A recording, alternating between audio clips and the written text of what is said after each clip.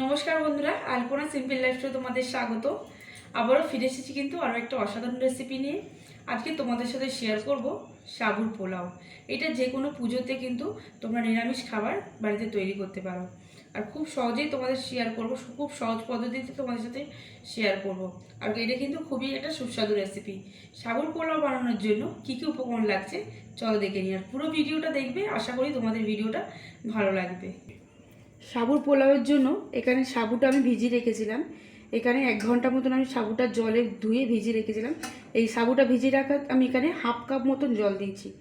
জলটাকে একদম আমি ঝরিয়ে নিয়েছি। ঝরিয়ে নেওয়ার পর কিন্তু সাবুটা কিন্তু এরকম ঝরঝরে হয়ে গেছে। আর এরকম কিন্তু টিপলেই কিন্তু সাবুটা দেখো নরম হয়ে গেছে। আর এখানে নিয়েছি আমি নুন, হলুদ, চিনি, গোটা গরম মশলা ফোড়নের জন্য নিয়েছি। আর নিয়েছি এখানে কাজু বাদাম, চীনা বাদাম। এখানে নিয়েছি আমি আলুটা একদম ছোট্ট করে আমি কুচিয়ে নিয়েছি। এখানে আছে গাজরটাও কিন্তু ছোটো ছোটো করে আমি একদম কুচিয়ে নিয়েছি। এখানে 1 টুকরো পাতিলেবু রেখেছি, আছে ধনে পাতা আর কাঁচা লঙ্কা।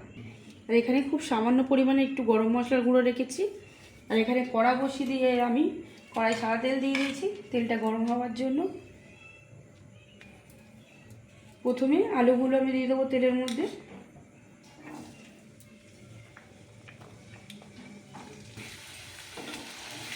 আলুগুলো একটু ভালো করে আমি তেলের উপরে দিয়ে প্রথমে ভেজে নেব।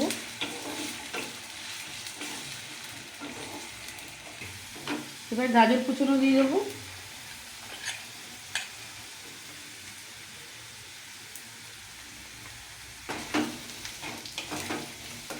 গাজরটা আলুর সাথে একদম ভালো করে ভেজে নেব।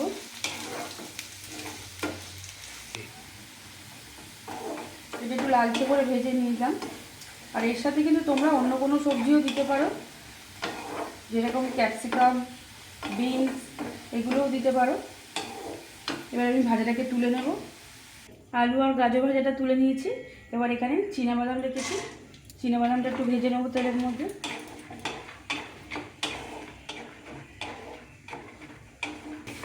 বাদামটাও ভাজা হয়ে গেছে, বাদামটা তুলে নেব। বাদাম তুলে নিয়েছি, ওই তেলের মধ্যে গোটা গরম মশলাটা ফোড়ন দিয়ে দিলাম। কাজু বাদামটা দিয়ে দেবো।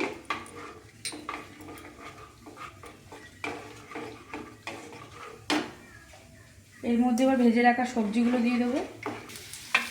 কাঁচা লঙ্কা কুচি দিয়ে দেবো।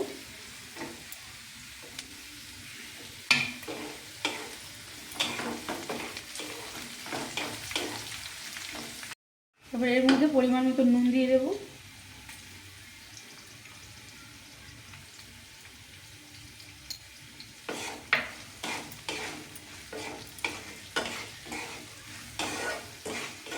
খুব সামান্য পরিমাণে এখানে হলুদ গুঁড়ো দিয়ে দিচ্ছি।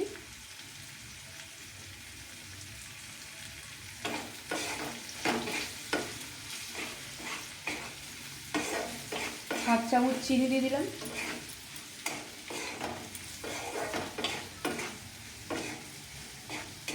এবার সাবু ভেজানোটা দিয়ে দিলাম।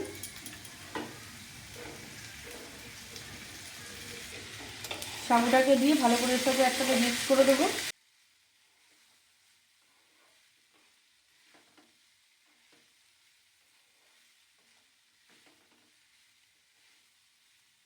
এবার এর মধ্যে পাতিলেবুর রসটা দিয়ে দেবো। পাতিলেবুর রসটা দিলে কিন্তু টক মিষ্টি ঝালের একটা টেস্ট আসবে এই পোলাওটার মধ্যে। এবার এখানে ধনে পাতা কুচনো দিয়ে দিলাম।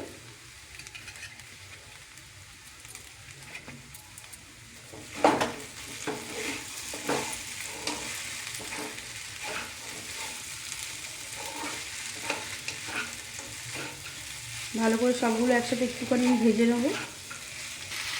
পোলাওটা দেখো বন্ধুরা, একদম কিন্তু ঝরঝরে হয়েছে।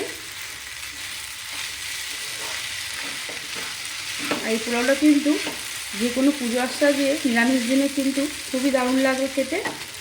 পোলাওটা একদম রেডি হয়ে গেছে। পোলাওটা হয়ে যাওয়ার সাথে কিন্তু এখানে গরম মশলার গুঁড়োটা দিয়ে দিতে হবে।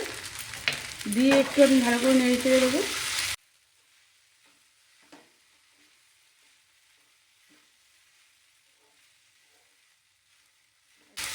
একদম রেডি পুরো সাবুর পোলাও। আমি আমার গ্যাসটাকে অফ করে দেবো। দেখলে তো বন্ধুরা, দারুণ একটা কিন্তু পোলাও তোমাদের সাথে রেসিপি শেয়ার করলাম, সাবুর পোলাও। তোমরা এরমভাবে বাড়িতে তৈরি করবে, আশা করি কিন্তু তোমাদের খুবই ভালো লাগবে। টক মিষ্টির ঝালের একটা সাবুর পোলাওয়ের রেসিপি তোমরা এরমভাবে বাড়িতে তৈরি করবে, আশা করি তোমাদের খুবই ভালো লাগবে।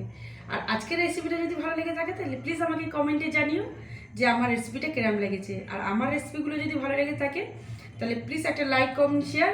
আর যারা এখনও পর্যন্ত আমার চ্যানেলটাকে সাবস্ক্রাইব করেননি, প্লিজ তাদের কাছে অনুরোধ রইল আমার চ্যানেলটাকে সাবস্ক্রাইব করে আমার পাশে থাকার জন্য। নমস্কার।